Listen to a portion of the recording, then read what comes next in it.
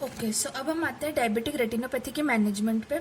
तो सबसे पहले क्या करेंगे, हम डायबिटीज़ मेलाइटिस का केस है तो हम उसकी स्क्रीनिंग करेंगे, फिर इन्वेस्टिगेशंस करेंगे, फिर ट्रीटमेंट करेंगे, फिर लेज़र करेंगे। लेज़र सक्सेसफुल नहीं हुआ तो फिर अदर सर्जरीज करेंगे। तो सबसे पहले आप आते हैं स्क्रीनिंग पे। पीरियोडिक फंडस एग्जामिनेशन कराएंगे। सबसे पहले फर्स्ट एग्जामिनेशन कब होगा, अगर डायबिटिक मेलाइटिस टाइप 1 है तो 5 ईयर्स आफ्टर डायग्नोसिस हम फर्स्ट फंडस एग्जामिनेशन कराएंगे। टाइप 2 है तो at the time of diagnosis ही हम कराएंगे। फिर एवरी ईयर अगर माइल्ड एनपीडीआर है विद नो डायबिटिक रेटिनोपैथी तो हम एवरी ईयर फंडस एग्जामिनेशन कराएंगे। और एवरी 6 मंथ्स हम कराएंगे अगर मॉडरेट एनपीडीआर हो, एवरी 3 मंथ्स कराएंगे अगर सिवियर एनपीडीआर हो, एवरी 2 मंथ्स अगर पॉलिफरेटिव डायबिटिक रेटिनोपैथी हो with no high risk characteristics. तो हम सबसे पहले कराएंगे फंडस एग्जामिनेशंस पीरियोडिकली। फिर हम कराएंगे इन्वेस्टिगेशंस जो हैं वो हाई रिस्क फैक्टर्स जो हैं उसको चेक करने के लिए हम करते हैं। सबसे पहले यूरिन, शुगर, फिर renal function test, lipid profile, glycosylated haemoglobin, ये सब कराएंगे नॉर्मल जनरल इन्वेस्टिगेशंस। फिर हम कराएंगे एफएफए। एफएफए क्या है, fundus fluorescence angiography. Fundus fluorescence angiography क्या है, ये बताता है हमें एरिया ऑफ नियोवैस्कुलराइजेशन कौन कौन से है, ठीक है, और capillary non perfusion areas in case of ischaemic diseases. ये दोनों चीज़ें एफएफए के थ्रू हमें पता चलती है। फिर है हमारा ओसीटी। ओसीटी क्या है, ऑप्टिकल कोहेरेंस टोमोग्राफी। ये हम डायबिटिक मैक्यूलोपैथी, स्पेसिफिकली डायबिटिक मैक्यूलोपैथी के केस में कराते हैं। फिर हम आते हैं ट्रीटमेंट पे। तो सबसे पहले जितने भी हमारे मेटाबॉलिक कंट्रोल्स हैं हम उसको चेक करेंगे और फिर उसको कंट्रोल करेंगे। सबसे पहली बात, कंट्रोल ऑफ हाइपरग्लाइसीमिया, ठीक है। फिर कंट्रोल ऑफ डिस्लिपिडीमिया। डिस्लिपिडीमिया मतलब कोलेस्ट्रॉल लेवल्स जो हाई हैं उनको कंट्रोल करेंगे। रीनल फंक्शन टेस्ट कराएंगे, केराटिन, यूरिया, प्रोटीन्स, और अगर कुछ भी ज़्यादा है तो हम कंट्रोल करेंगे। फिर हमारा आता है एनीमिया।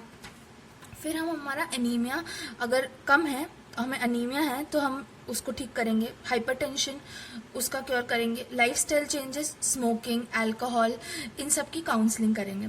फिर हम आते हैं मेडिकल ट्रीटमेंट पे। मेडिकल ट्रीटमेंट में सबसे पहले क्या आता है, इंट्राविट्रल वीईजीएफ्स। मतलब वीईजीएफ जो है वासो एंडोथेलियल ग्रोथ फैक्टर्स, यही रिस्पॉन्सिबल है नियोवैस्कुलराइजेशन के लिए, ठीक है। तो ये जो वीईजीएफ है ये हमारे नियोवैस्कुलराइजेशन कराते हैं, ठीक है। तो हम क्या करेंगे, एंटी वीईजीएफ्स दे देंगे। एंटी वीईजीएफ्स कौन कौन से हैं, बेवासीजुमैब, रानीबीजुमैब, ये सब हम दे देंगे।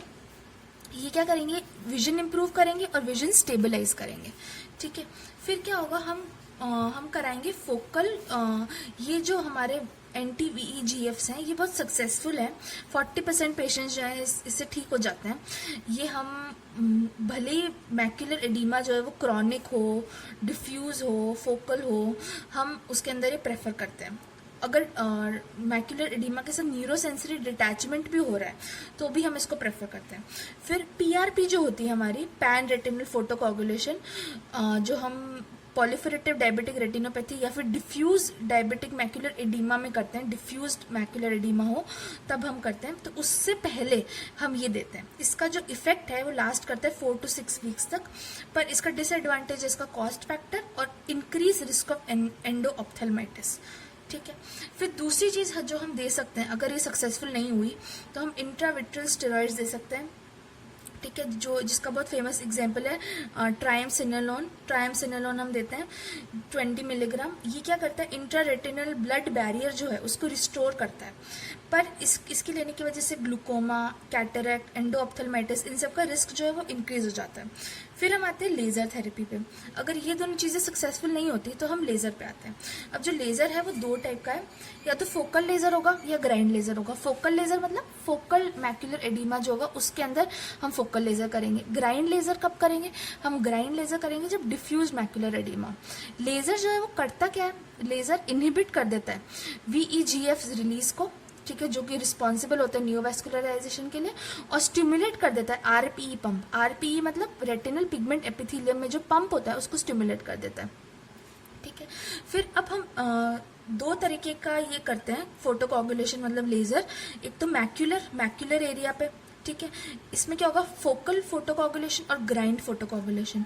फोकल मतलब जो फोकल रीजन पे होगा without involving the centre of fovea, centre of fovea को इन्वॉल्व नहीं करेगा। ग्राइंड में जो डिफ्यूज डायबिटिक मैक्यूलर एडीमा जो है उसके अंदर हम करते हैं। ये जो फोकल फोटोकोगुलेशन है इसके दो ही कॉन्ट्रा इंडिकेशंस है, वो इस्चेमिक मैक्यूलोपैथी और ट्रैक्शनल डीएमई। ठीक है, ग्राइंड फोटोकोगुलेशन हम तब करते हैं जब रिस्पॉन्ड नहीं कर रहा होता केस विद एंटी-VEGFs एंड स्टेरॉइड्स, तब हमें ग्राइंड फोटोकोगुलेशन करना ही पड़ता है। फिर उसके बाद हम आते हैं दूसरे टाइप का फोटोकोगुलेशन में, पैन रेटिनल फोटोकोगुलेशन, जिसको हम स्कैटर लेजर या फिर PRP के नाम से जानते हैं।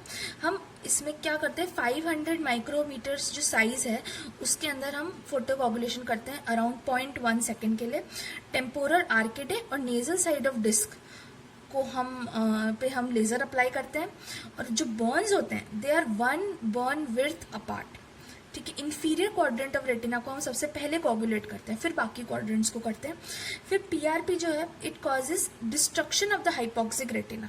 जो भी रेटिना है जिसको ऑक्सीजन सप्लाई नहीं मिल पा रही है उसका डिस्ट्रक्शन कर देता है।